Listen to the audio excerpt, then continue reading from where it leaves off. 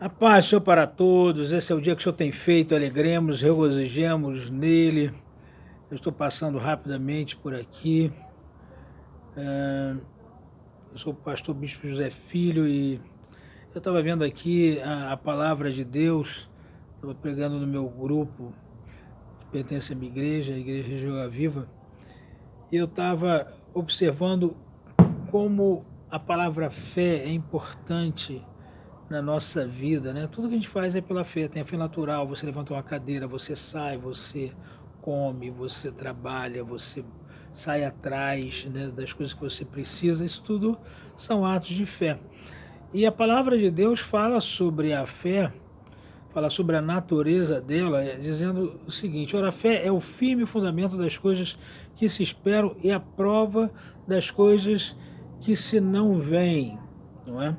A gente vê Jesus Cristo chegando aqui na Terra e ele começa a pregar, falando sobre um reino que ninguém estava vendo e falando que era o reino de Deus.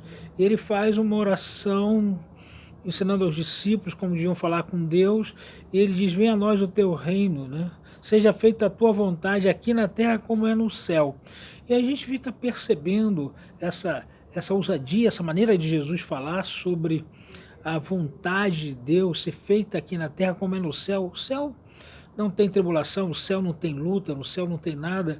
Então o que Jesus estava dizendo?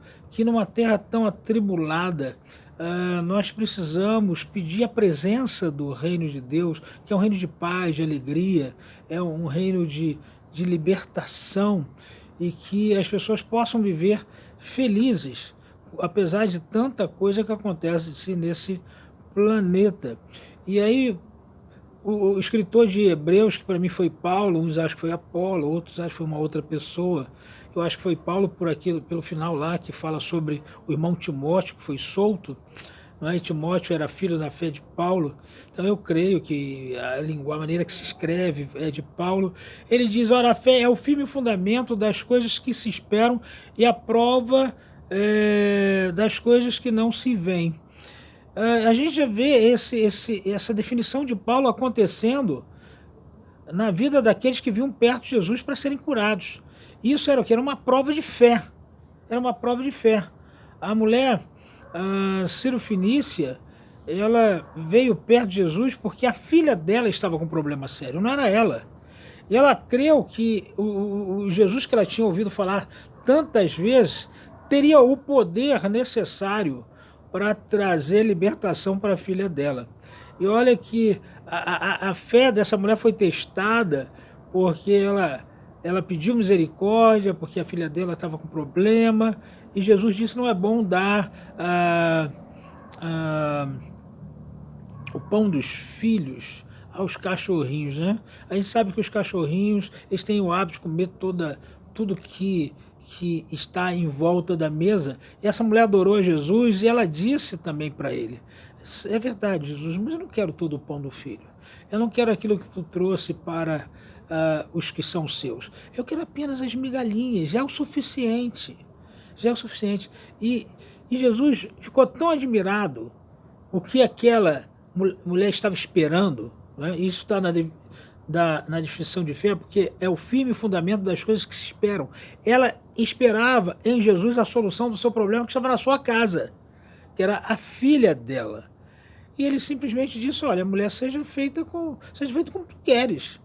Se você quer a solução dessa filha, seja assim feito. Se aquela mulher quisesse ser a rainha de Roma, vamos dizer assim, seria feito também, porque não era mais feito como ele queria, era feito como ela estava desejando, porque nela foi mostrado um tipo de energia, um tipo de pensamento, um tipo de desejo que despertou em Jesus a vontade de responder, a vontade de alcançá-la, já que ele veio para trazer libertação aos oprimidos, aos cansados, aos que estavam contritos, né?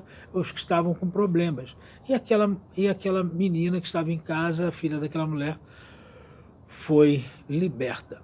Em outro aspecto, a gente vê mais à frente, já no final do ministério de Jesus já ressuscitado, ele fala para os discípulos dele, né?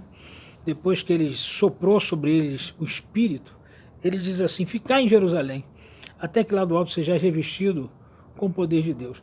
Olha, eles não tinham a menor noção do que era isso que Jesus estava falando.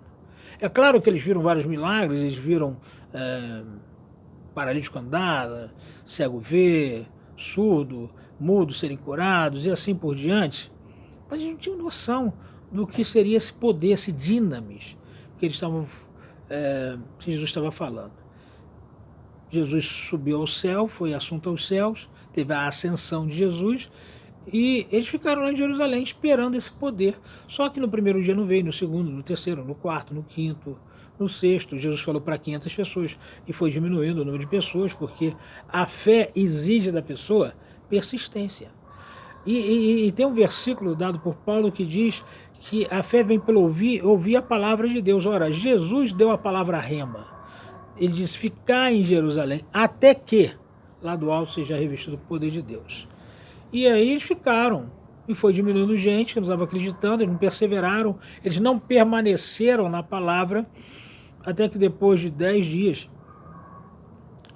no dia de Pentecostes, o Espírito Santo veio e eles começaram a falar em línguas estranhas, eles começaram a sentir uma unção que eles nunca tinham sentido. Na realidade, aquele Espírito que Jesus tinha soprado no Espírito deles fluiu e veio para almas e veio para o corpo, e agora eles estavam prontos para pregar o Evangelho.